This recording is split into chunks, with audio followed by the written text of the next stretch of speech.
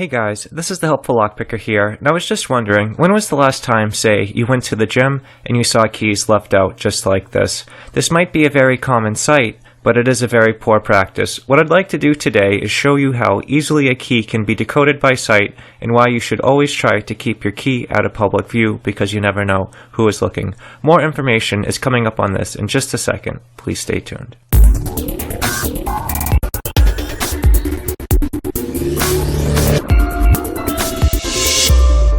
So why wouldn't you want to leave your key out in public view? Well, let's first start off with how a key works. You can see on a key it has a bunch of ups and downs. This is referred to the key bidding.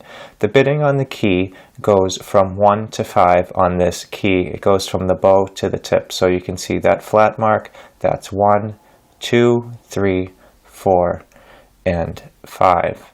So each little piece on the tooth of the key here corresponds to a key pin.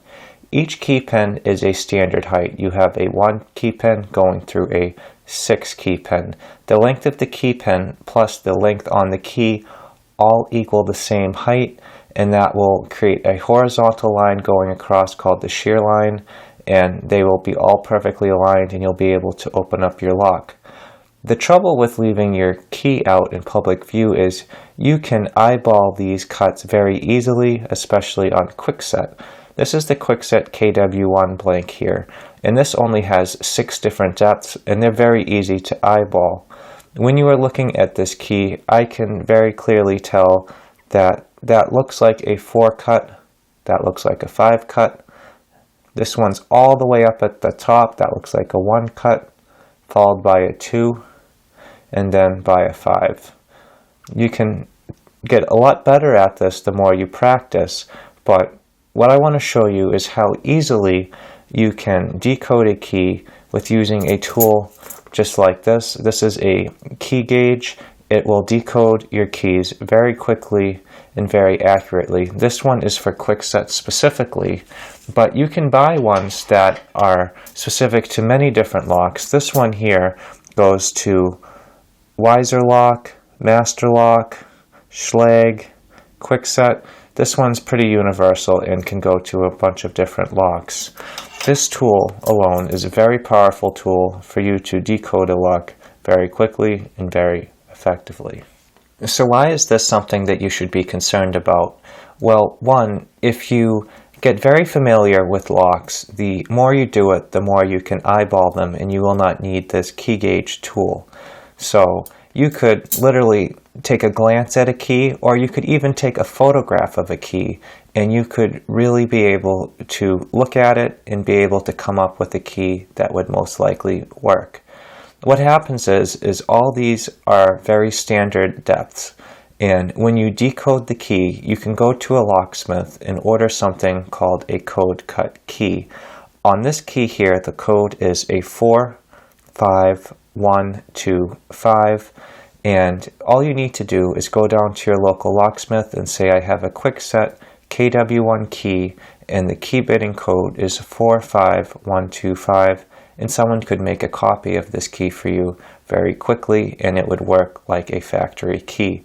So you always want to try to protect your key and not leave it out there.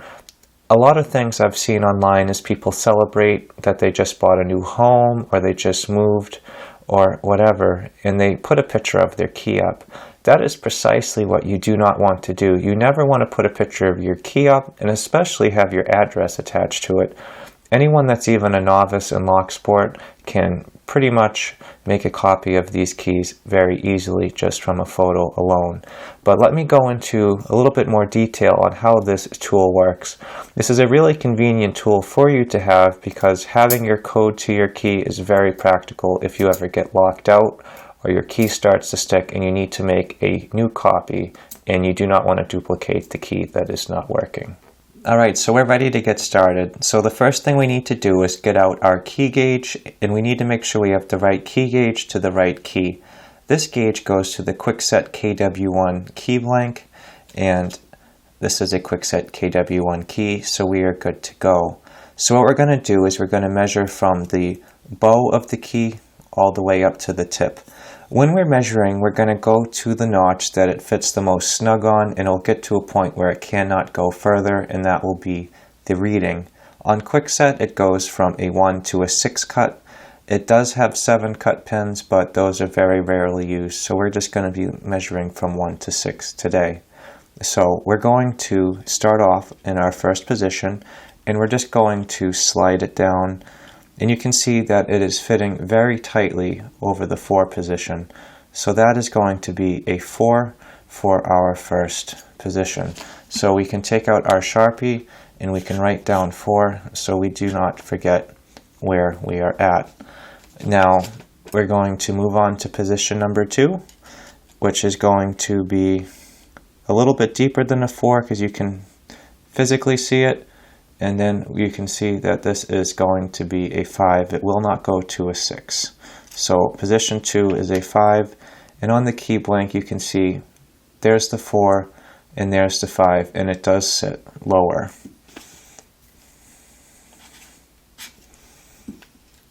Now when we're looking at position 3, you can see that sitting up very high, and that's almost level with the part of the key that's not cut. So that's likely going to be the 1 cut.